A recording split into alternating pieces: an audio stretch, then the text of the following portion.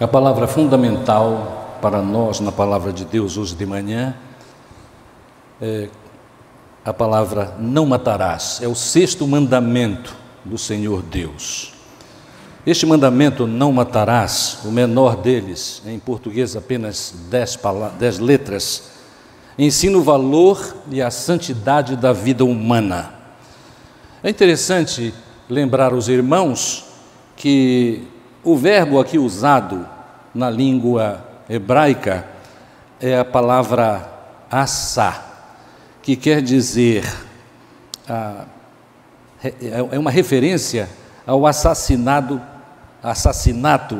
deliberado, cometido por um ser humano contra um semelhante seu.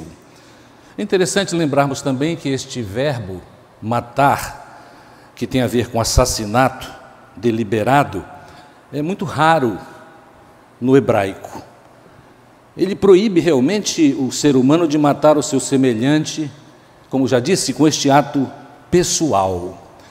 Não é próprio nós usarmos este mandamento não matarás como argumento contra o Estado usar de força para manter a ordem. Não é isso, não. Naturalmente que o Estado tem esta liberdade.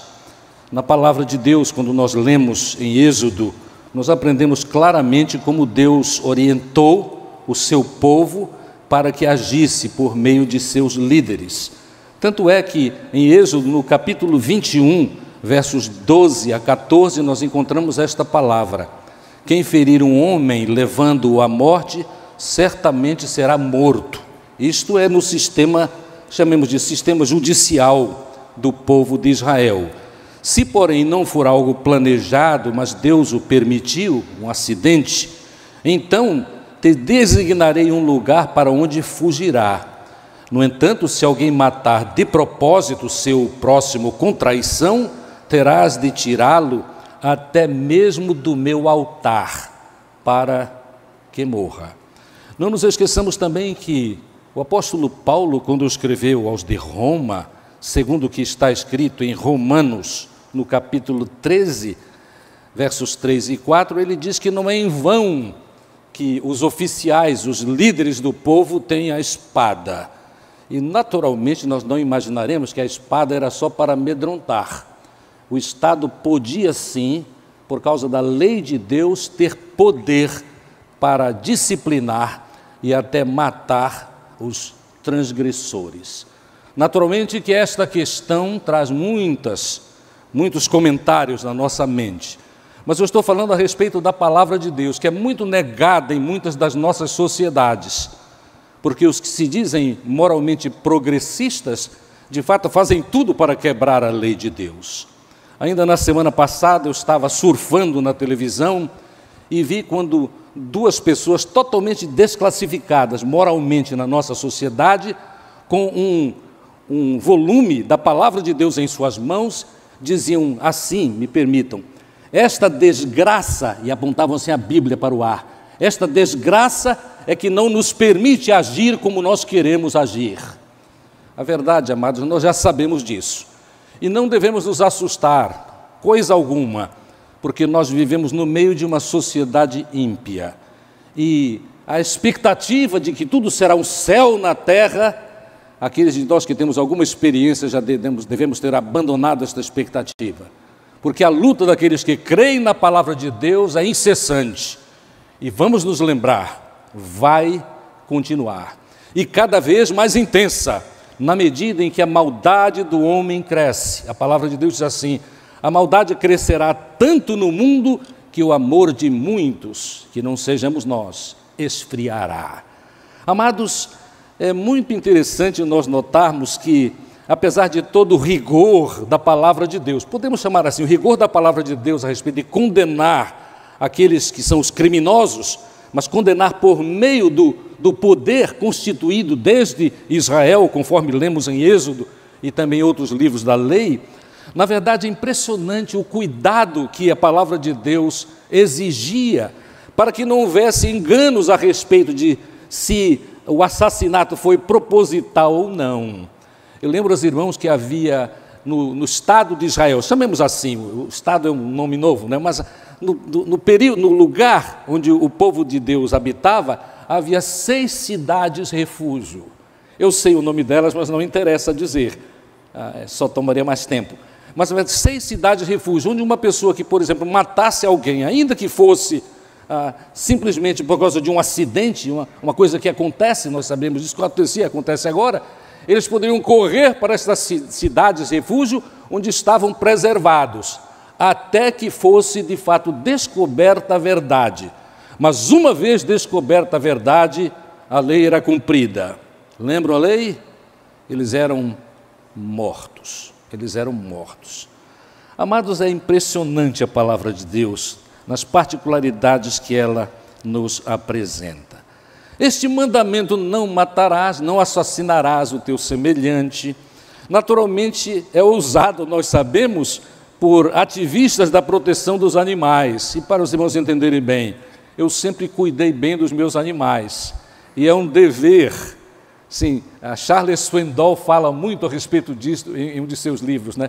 Ele lembrava o pai dele em um certo livro que ele escreveu muitos livros. Ele dizia que o pai dele era, de fato, um exemplo de cuidado que tinha com os animais de estimação dele, e todos os animais. Mas os ativistas de proteção dos animais usam esse mandamento, não matarás, para libertar à força ratos de laboratório, que estão sendo usados por homens inteligentes, os cientistas, para descobrir maravilhas que nos permitem estar vivos hoje, por causa de doenças terríveis que existiam, e algumas delas não existem mais, por causa do avanço da ciência. Sim, também os mesmos ativistas têm demonstrado o amor por o que eles usam indevidamente, não matarás, para invadir à força restaurantes sofisticados no mundo todo, para libertar as lagostas e os peixes que estão em grandes aquários, a fim de que as lagostas e os peixes estejam de fato fresquinhos para o gosto daqueles que vão comprar estes alimentos. Meus amados, vamos lembrar isso, porque no nosso tempo este não matarás vem sendo usado para muitas coisas, indevidamente.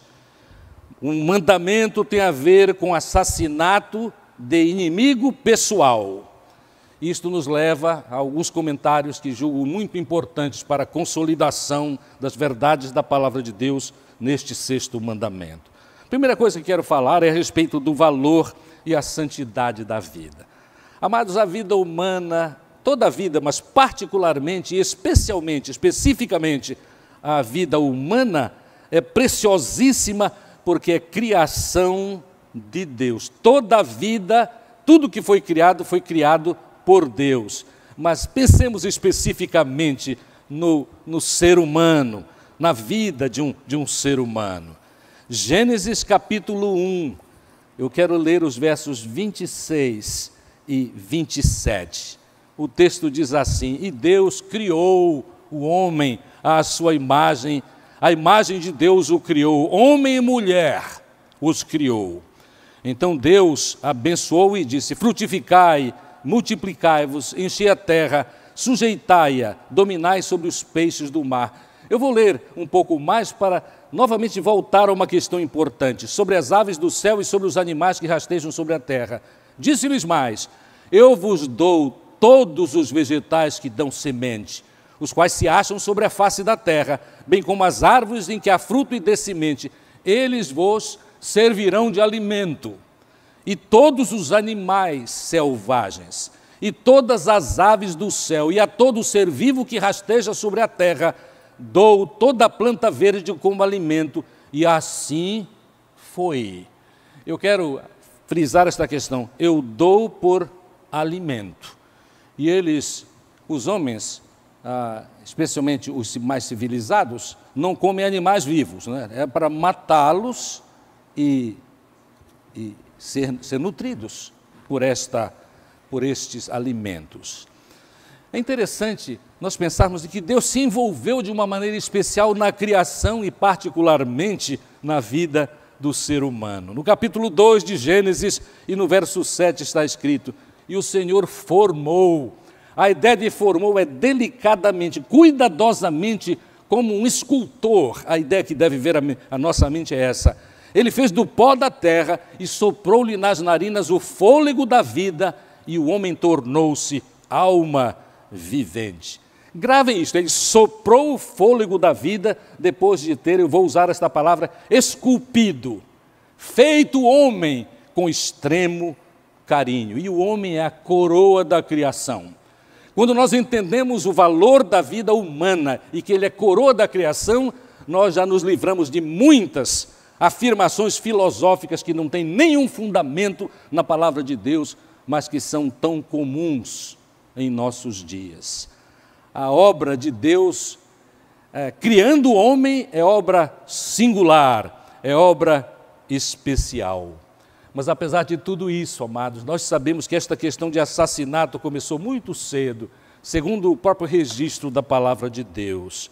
Porque já em Gênesis 4, versos 1 a 8, nós lemos a respeito da tragédia de Caim ter matado seu irmão Abel. A leitura de Gênesis no capítulo 4 é importante, porque nós podemos depois ligar com o que vai ser dito para que Deus nos abençoe e nós nos livremos desta trágica experiência de assassinar alguém. Observe como a história conta. Adão conheceu intimamente Eva, sua mulher, ela engravidou e, tendo dado à luz Caim, disse: alcancei do Senhor um filho, homem. Tornou ela a dar à luz outro filho, Abel, irmão dele. Abel tornou-se pastor de ovelhas e Caim agricultor. Tempos depois, Caim trouxe fruto da terra, uma oferta ao Senhor, e Abel também trouxe da gordura das primeiras crias de suas ovelhas, e o Senhor acolheu bem Abel e sua oferta, mas não acolheu Caim e sua oferta. Por isso, notem, Caim ficou furioso e ficou com o semblante abatido. O texto continua, verso 8. Então Caim disse a seu irmão Abel: vamos ao campo. E enquanto estavam no campo, Caim se levantou contra o seu irmão Abel e o matou. O resto da história não é importante aqui. Caim era agricultor, Abel era pastor de ovelhas.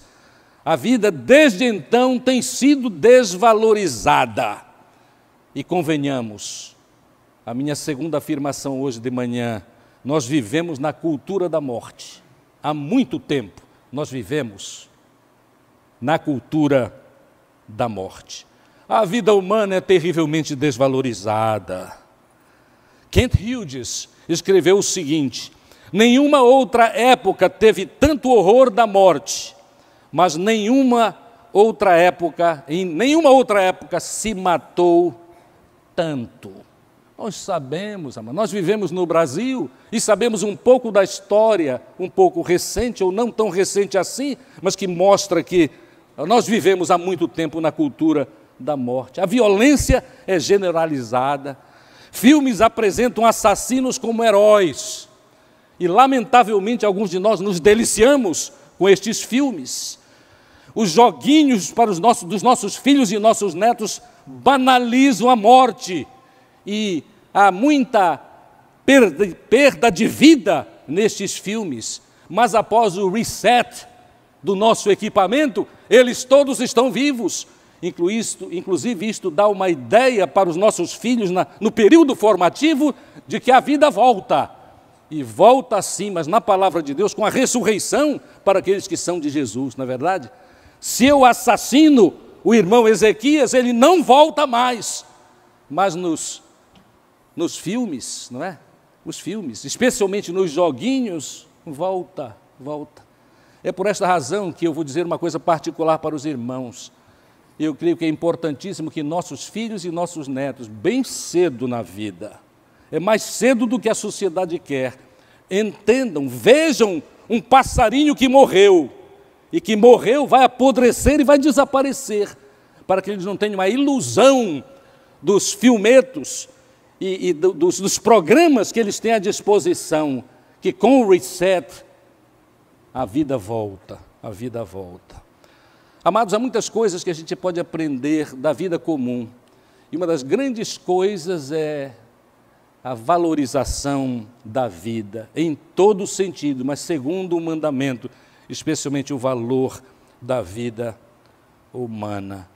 Amados, a guerra também banaliza a vida, mas este mandamento aqui não tem a ver com a guerra, que é tão terrível.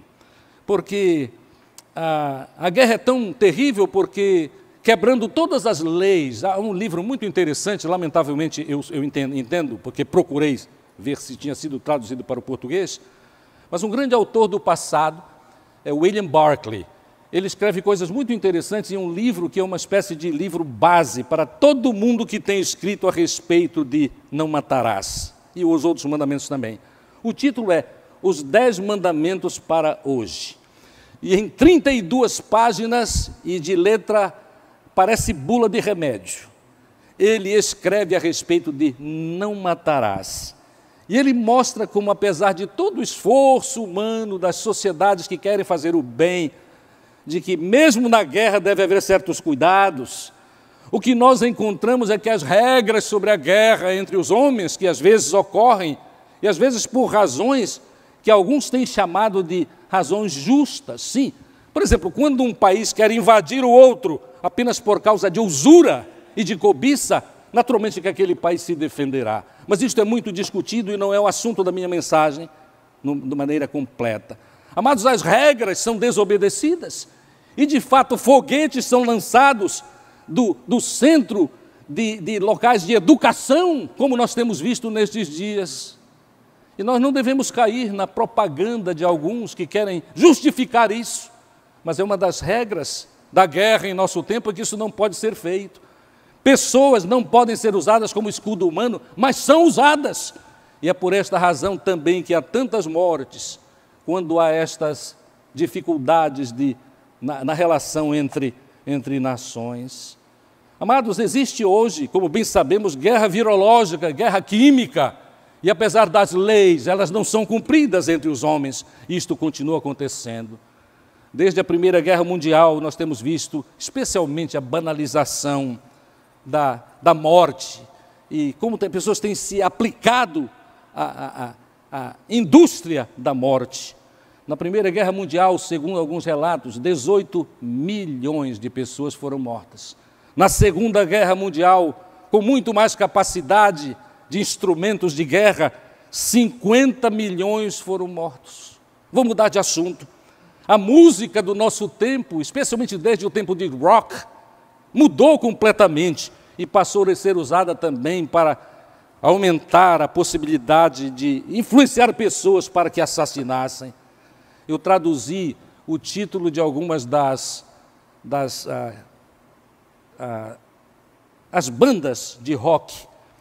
Aliás, mesmo sabendo que no Brasil, especialmente, nós temos um prazer muito grande por causa da força da língua inglesa no mundo, os nomes em inglês são conhecidos, são alguns dos nossos jovens e alguns dos nem tão jovens assim, lembram estes nomes, mas eu traduzi para vocês entenderem melhor isso. Por exemplo, nomes de bandas de rock, de um passado não muito distante: Atrocidade, Mega Morte, Legião da Morte, Anjo Mórbido, Chacina, Tendências Suicidas e Vingança Total. Então é verdade, nós vivemos na cultura da morte. Nós vivemos na cultura da morte. Que Deus nos abençoe e nós vivamos com sabedoria neste tempo, mas ensinando também que Deus disse, e continua a verdade, não devemos assassinar. Isto é a lei de Deus.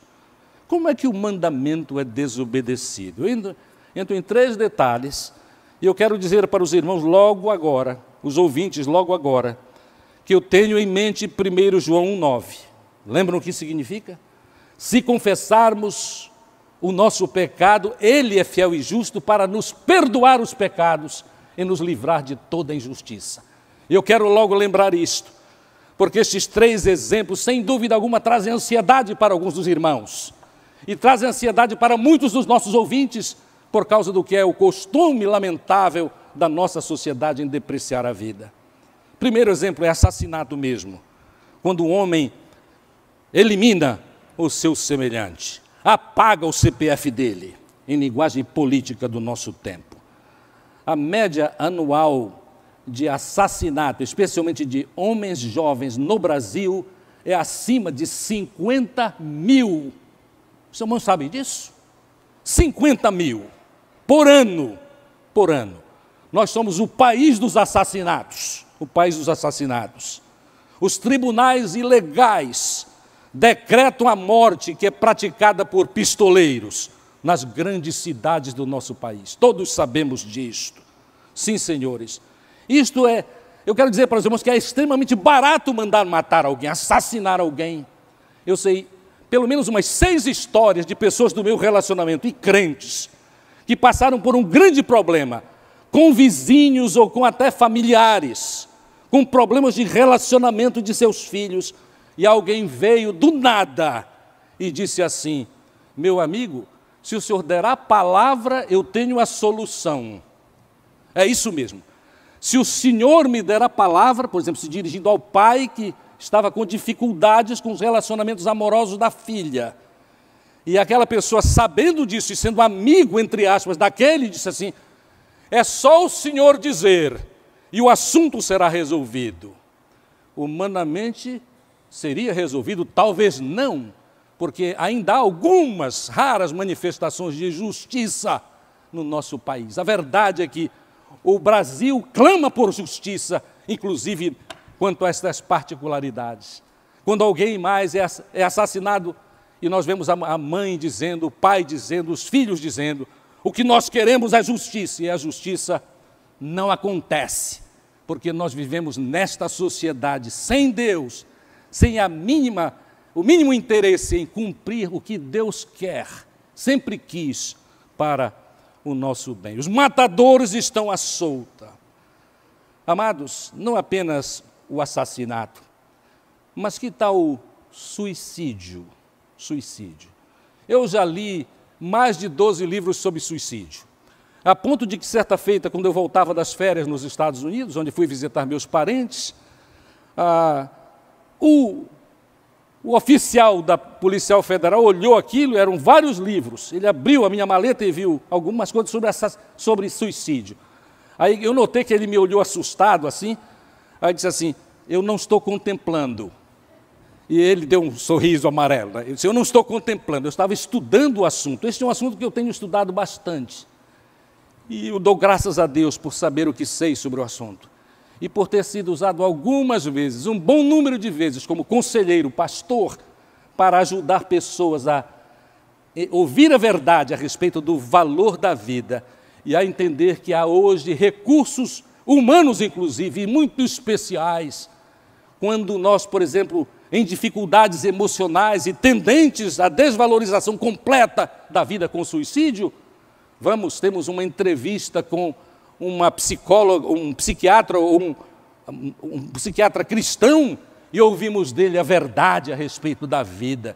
E naturalmente que ele tem autoridade de administrar remédios que hoje são uma maravilha, para tirar a pessoa daquele ciclo de destruição, alguns dos quais estão conosco até hoje, porque os especialistas nos dizem, com muitos comentários, de que se há uma coisa que pode ser resolvida e tem um maravilhoso prognóstico de cura, é a depressão, que muitas vezes é de fato o princípio para que uma pessoa, perdendo o equilíbrio mental e emocional, tire a sua própria vida, se suicide. Meus amados, o suicídio, o indivíduo tira a sua própria vida. E geralmente resulta de desequilíbrio mental e emocional. É gerado por uma incapacidade de administrar conflitos internos e externos. E tantas vezes, porque de fato, tantas vezes, nem sempre, porque não confiam em Deus. Quando estava no seminário, eu li um livro muito interessante que me tocou profundamente e que nos ajuda a saber que nós não somos imunes, nós do Senhor Jesus, não somos imunes a dificuldades emocionais. O título era muito sugestivo, os irmãos vão ouvir. O título deste autor, muito bom, era o seguinte: os crentes também enlouquecem. Deus nos livre, mas os crentes também enlouquecem, dadas as circunstâncias que propiciam, que levam a isto. Meus amados, quanto a suicídio, eu quero alertar os irmãos, porque nós vivemos num mundo tão difícil, tão cheio de pressões, que geralmente o suicida conversa, fala sobre o assunto. E o dizer comum na sociedade ignorante dos processos mentais e emocionais, muitas vezes assim, não, quem diz não faz. É exatamente o contrário. Quem diz muitas vezes está psicologicamente se preparando para agir. E, de fato, famílias bem estruturadas e que conhecem a verdade, apressadamente procuram ajuda. Não só procuram ajuda, procuram ajudar, apoiar as pessoas desequilibradas, para que eles não cheguem a esta dificuldade tão séria, o desprezo total da sua vida. Ah, amados, suicídio é muito comum em alguns nichos da sociedade. Para não criar uma situação muito difícil para alguns dos irmãos, eu quero sugerir a leitura a respeito de assuntos assim. Mas há em todas as sociedades, especialmente do mundo ocidental, do qual participamos, uns certos grupos da sociedade que, por causa de não se aceitarem, não aceitarem quem são, tendem para o suicídio, que na maioria das vezes termina sendo pelo grupo, este grupo social a que me refiro, colocados como responsabilidade dos outros, e muitas vezes especialmente dos ditos tradicionais que creem na palavra de Deus. Amados, devido vivermos nesta cultura, eu quero dar umas pinceladas sobre as coisas do passado neste nosso mundo. Desde o auge das culturas grega e romana, fui apresentado como pecado contra os deuses e contra o Estado, se suicidar. Platão dizia assim, existe sim suicídio heróico. Suicídio heróico é quando você se entrega, entra em uma luta com alguém sabendo que vai perder, mas por causa da sua honra ou a honra do seu Estado. Ele falava em suicídio romântico. Suicídio romântico é muito conhecido com os desequilibrados, né? Eu amo a Maria, mas a Maria me deu fora. Então aí eu cometo suicídio romântico. Desde a Grécia e a Roma antiga existe isso. Platão chamou de suicídio romântico. Eu não posso viver sem ti, então vou acabar com a minha vida. Quanta coisa boa podia ter acontecido se ele esperasse um pouco, né? Quem sabe chegaria uma Maria ao quadrado para ele, para ser uma bênção na vida dele, mas ele não pôde esperar. Suicídio romântico. Também há o suicídio pessimista. Esse é o suicídio do deprimido. Suicídio do deprimido. A morte é preferível à vida, como eu a experimento. É interessante que o filósofo Epíteto orientava pessoas que estavam tendentes ao suicídio. Ele dizia o seguinte, Epíteto dizia assim, eu imagino que era uma pessoa que tinha muito temor a Deus. Ele disse assim, espere por Deus. Espere por Deus. Está em dificuldade? Está tudo errado? A namorada abandonou, a esposa foi embora, deixou sozinho com os 10 filhos? Espere por Deus. Ele é quem pode liberar qualquer ser humano dos problemas da vida. Isto está nos discursos, no capítulo 1, versos 9 a 16. A doutrina cristã, amados, não justifica de jeito nenhum o suicídio. O grande autor do passado, Agostinho, dizia assim, quando a pessoa está pensando em se suicidar, este mau pensamento exige arrependimento, porque suicídio é a quebra do 6º mandamento. E Tomás de Aquino escreveu o seguinte sobre o suicídio, suicídio é um acontecimento fora do natural, é um crime contra a comunidade e dizia Tomás de Aquino, a usurpação do direito de Deus sobre a vida humana. Então, Eu falei a respeito de assassinato, e segundo o exemplo que dei, foi suicídio. E o terceiro é o que traz mais drama para a vida humana em nossos dias. É aborto. Aborto. 55 milhões de abortos, segundo algumas estatísticas, no ano de 2000, no mundo. No mundo. 1 milhão, não sei como fazem estas estatísticas, especialmente num país que detesta estatísticas, 1 milhão de abortos por ano no Brasil. No Brasil. Estou falando a respeito de aborto que a pessoa buscou o aborto. De fora, as pessoas que, sim, nesta contagem, de fora aqueles que tinham autoridade da lei do país a respeito deste assunto. Não é assunto para nós hoje, mas é fácil ler. É só entrar na internet e saberão estes detalhes. E aí, numa sociedade que mata tanto no aborto, aí nós temos eufemismos interessantes. Não é mais aborto, porque aborto, há muito tempo foi sendo usada essa palavra, este conceito, então traz um peso, Então agora não é mais aborto, é interrupção da gravidez. Interrupção da gravidez. Mas lembremos-nos que a interrupção da gravidez mata o ser humano. Até na Declaração de Direitos Humanos das Nações Unidas é afirmado que há o valor inerente e dignidade do homem, do ser humano. Mas, em nome da liberdade de vida sexual irresponsável, o aborto vai sendo cometido aos montes, aos montes. Em muitos países avançados, que não devem ser chamados de países cristãos, porque não há país cristão. Eu diria que nunca haverá país cristão. Sempre houve pessoas influentes que não permitem a utilização dos princípios da palavra de Deus. Não tenhamos esta expectativa. Que o Brasil um dia vai se tornar todo cristão. Não! Mas haverá cristãos fiéis, que levam a sério a palavra de Deus e pagam o preço disso. E que quando erram pedem perdão dos seus pecados e vivem bem, porque perdoados, seus pecados esquecidos, conforme a orientação da própria palavra de Deus. E aí, em nome da liberdade, em país como o nosso, até 12 semanas, eu vou decidir o que vou fazer com este que está se formando no meu ventre. Em muitos países, amados, o lucro com aborto é incrivelmente elevado. Centenas de clínicas,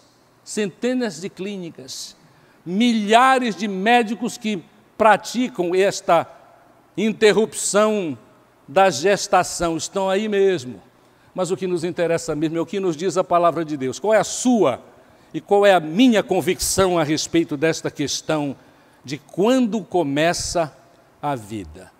É possível que um ou outro dos irmãos, mas poucos, nunca tenham pensado a respeito disso. Mas eu quero ler alguns textos para nos ajudar, no sentido de quando é que começa a vida. Salmo 139, apenas os versos 13 a 16. Note o que o salmista disse. Pois tu formaste o meu interior, tu me teceste no ventre de minha mãe. Eu te louvarei, pois fui formado de modo tão admirável e maravilhoso. Tuas obras são maravilhosas, tenho plena certeza disso. Meus ossos não te estavam ocultos quando em segredo fui formado e tecido com esmero nas profundezas da terra. Teus olhos viram a minha, notem o pronome usado, a minha substância ainda sem forma. No teu livro os dias foram escritos, sim, todos os dias me foram ordenados, quando nenhum deles ainda havia. Este é o primeiro texto. O segundo é de Jeremias 1,5, que eu apenas cito. Ele diz assim: antes de eu nascer, tu já te relacionavas comigo. E para citar o Novo Testamento, em Lucas no capítulo 1, nós temos uma expressão muito interessante que nos ajuda a pensar quando é que o homem se torna homem, não é? Lucas capítulo 1 e verso 41. É sobre Maria visitando Isabel, porque Isabel estava grávida de João Batista, não é? Aí o verso 41 diz assim: quando Isabel Ouviu o cumprimento de Maria, a criancinha saltou em seu ventre. E Isabel ficou cheia do Espírito Santo. A palavra de Deus chama a criancinha. Não é apenas um aglomerado de células, que hoje nós podemos descartar desde que decidamos isto. Não, senhores, é uma pessoa, Na América Latina, amados, existem 5 países onde a liberdade é total para aborto, sem nenhuma restrição. Eu vou citar por ordem alfabética: Cuba, Guiana Francesa, Porto Rico e Uruguai. Mas há outras excelentes nações no mundo onde as leis são tão livres e tão desinteressadas a respeito do valor da vida humana, que só depende da mulher grávida dizer: eu cesso ou não cesso a minha, ênfase em minha, a minha gravidez. Amados, vamos lembrar, a vida começa quando as células se unem e projetam o nascimento de uma criança, um ser humano à imagem e semelhança de Deus. O feto não é um aglomerado de tecidos a ser descartado, por causa de conveniência banal do ser humano. E uma dessas circunstâncias banais é o seguinte: é a mulher que pecou com um homem, ela está grávida, ela quer esconder o que fez, porque para ela ainda é vergonhoso isto. Ou então ela é membro de uma igreja e quando ela fica grávida, porque foi indisciplinada na sua vida sexual, foi aliciada, mas também, muitas vezes, participou, aí ela some da cidade, vai para Pelotas, lá no extremo sul do país, e fica lá até que a criança tenha 3 anos. Aí ela volta. Mas ela ficou liberta da pecha de que errou, em vez de assumir o fato. Pequei, mas pedi perdão a Deus, pedi perdão da igreja, assumi o fato, mas fiz o que a palavra de Deus manda.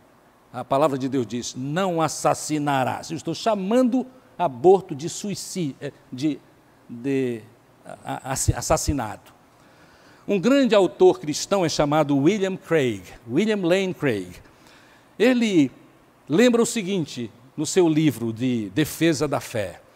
Ele disse: o ser humano tem valor em si. Ele diz: um bebezinho em formação desde o início é ser humano. Com 21 dias, o coração começa a bater. Com 30 dias ele tem cérebro. Com 40, as ondas cerebrais já podem ser medidas. Com 8 semanas, as mãos e pés estão definidos.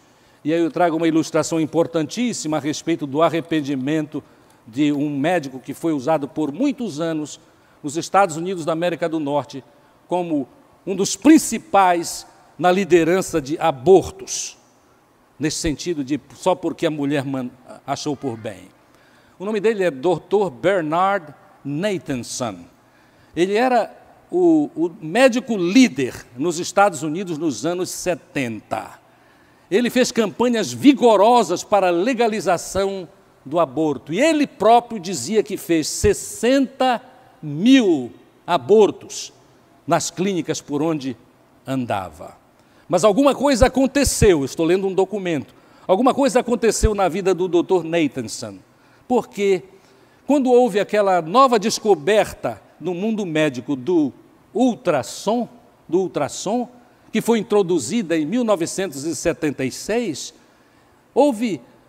abriu-se uma grande janela para o conhecimento da vida de um feto.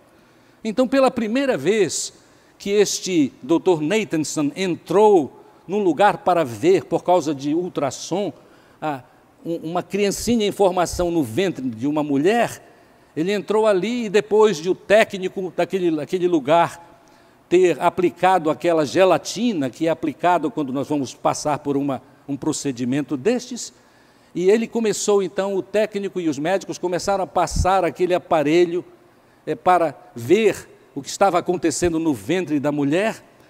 O Dr. Nathanson ficou simplesmente maravilhado, porque ele podia ver, com poucas semanas, ele podia ver o coração daquela criancinha em formação batendo.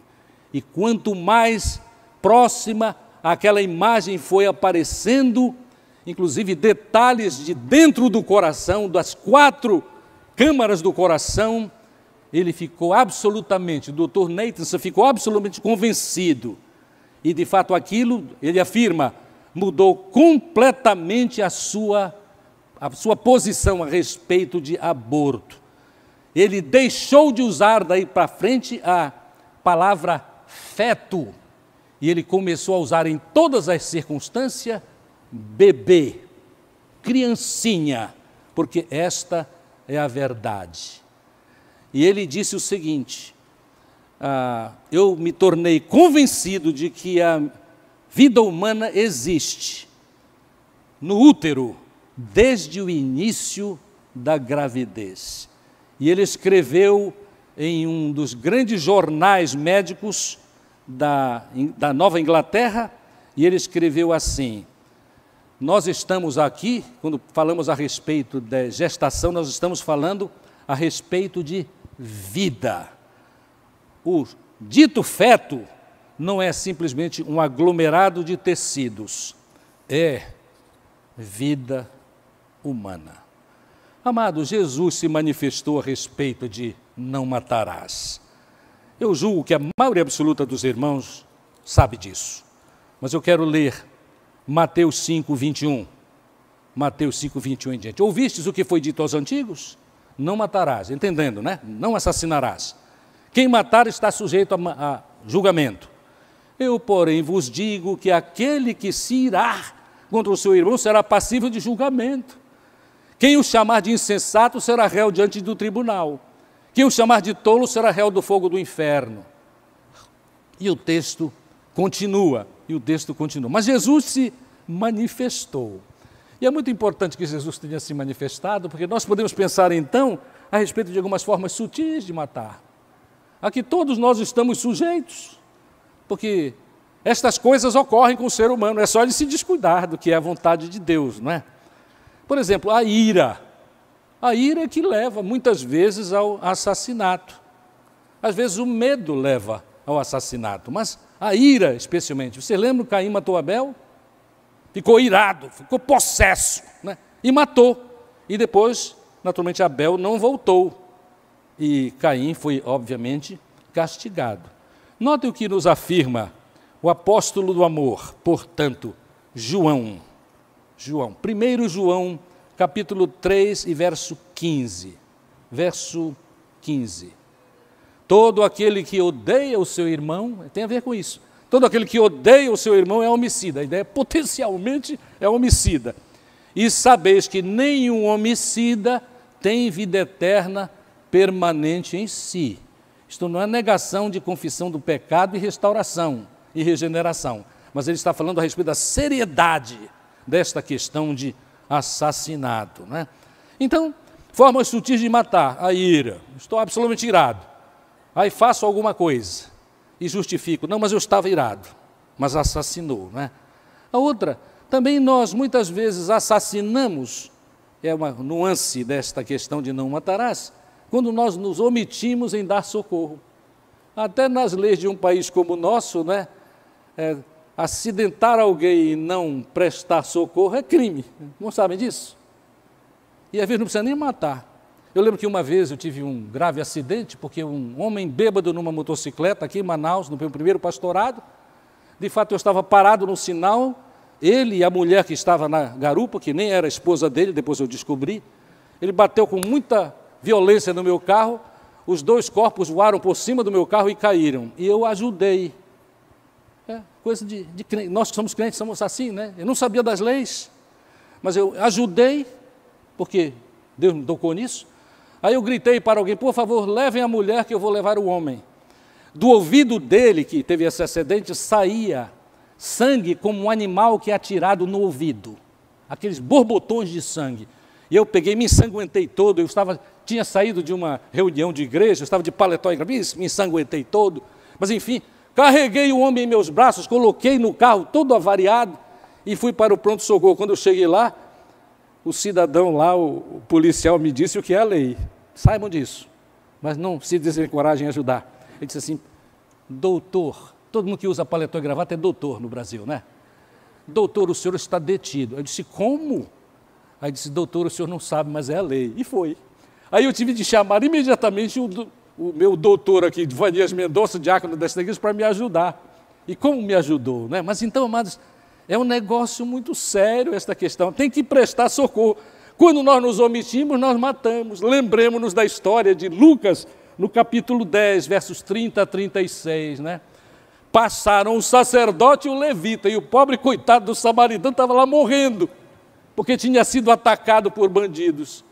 E se o bom samaritano não tivesse feito o que fez, também teria participado, entre aspas, do crime, porque não ajudou um homem moribundo, sofrendo amargamente. Mas nós também, estou me encaminhando para o fim, nós muitas vezes matamos com as nossas palavras. Jamais esqueçamos, porque ajuda pura para a nossa vida, para que tenhamos vida como Deus quer, que é abençoadíssima. Tiago, no capítulo 3, versos 9 e 10, com a língua bendizemos o Senhor Pai, e com ela amaldiçoamos os homens feitos à semelhança de Deus. Da mesma boca procedem bênção e maldição. Meus irmãos, isso não deve ser assim. Quando nós somos descuidados com o não matarás, não assassinarás, nós somos descuidados também com o uso da nossa língua, que às vezes propicia não a morte física, mas a morte da honra de uma pessoa, que às vezes nunca mais se levanta, porque nós não fomos cuidadosos com os ensinos e nuances em referência ao ensino da palavra de Deus. O que fazer? Eu entendo. E o motivo para eu trazer esta mensagem não foi maltratar nenhuma irmã aqui, que no passado, por razões que não interessa pensar agora, de fato, abortou. Ou alguém que chegou muito próximo do assassinato. Não chegou porque Deus não permitiu a oportunidade, porque tudo estava pronto. E eu quero dizer para os irmãos, quando eu estou falando sobre isso, tudo indicava que ia acontecer, mas Deus não permitiu. Eu me coloco aqui, porque eu repito para os irmãos, 3 vezes como pastor de igrejas, eu já fui ameaçado seriamente de morte. 2 vezes por bandidos, literalmente bandidos, conhecidos, mas uma vez por um crente desequilibrado em uma das minhas igrejas. E no meu gabinete eu tenho nos meus arquivos a carta quando este desequilibrado, que agora está na glória, me escreveu uma carta lindíssima, e os irmãos vão entender porque eu chamo de lindíssima, porque a carta relatava que num certo dia, quando eu era pastor dele, ele premeditou me matar. Ele era só membro da igreja, eu não creio que era crente, realmente eu não tenho razão para crer. Porque, inclusive, ele era de uma outra religião, e no cabeçalho da carta ele demonstra isso. Ele não fala em Anno Domini, ele fala Agira, então ele era de uma outra religião. Mas graças a Deus que naquela religião, disse ele na carta, onde ele relatou que ia me matar, mas se arrependeu, e não fez, mas não fez. Naturalmente, quando eu recebi aqui nesta igreja, aqui na PIB, esta carta, eu li, e a última linha dele é assim: estou para partir para o paraíso de Alá. E não quero chegar lá com isto no meu coração. Então eu peço perdão por ter chegado tão perto de assassiná-lo. O senhor me perdoa, irmãos? Eu sentei na hora na frente do meu computador e escrevi uma carta de perdão, dando graças a Deus que Deus não permitiu que eu fosse assassinado. Então eu quero dizer para os irmãos amados, quando a gente passa por aquele ódio ou aquele temor que quase comete contra o mandamento não matarás, amados, nós devemos chegar ao Senhor e confessar o nosso pecado. E a outra coisa que é tão importante quanto confessar é esquecer o seu pecado. Tem muita gente nas igrejas, e eu diria que ao alcance da minha voz também, que de fato continuam remoendo o pecado. Eu considero pecado, e eu há bom tempo na minha vida, eu creio que por causa do toque do Espírito Santo de Deus, na minha vida e creio na sua também, Deus, o Espírito toca. Eu não peço perdão ao Senhor 2 vezes, porque seria negar o fato de que é verdade, de que Ele disse, se confessarmos os nossos pecados, é fiel e justo para perdoar os pecados e nos livrar, isso é importantíssimo. Isto é, eu não vou cair novamente, porque Ele me livra se eu me entrego a Ele de toda a injustiça. Meus amados, tenho dito, não matarás, não assassinarás, mas há formas sutis, e a minha oração é que Deus nos dê força até o fim, para nós permanecermos livres deste trágico pecado, tão comum na nossa sociedade. Que Ele nos abençoe, que Ele nos proteja, e que Ele nos proteja, não apenas nos proteja, mas proteja os nossos filhos, proteja os nossos netos, para que nós continuemos a ser uma força positiva de Deus, para que a sociedade experimente vida melhor. Amém. Amém.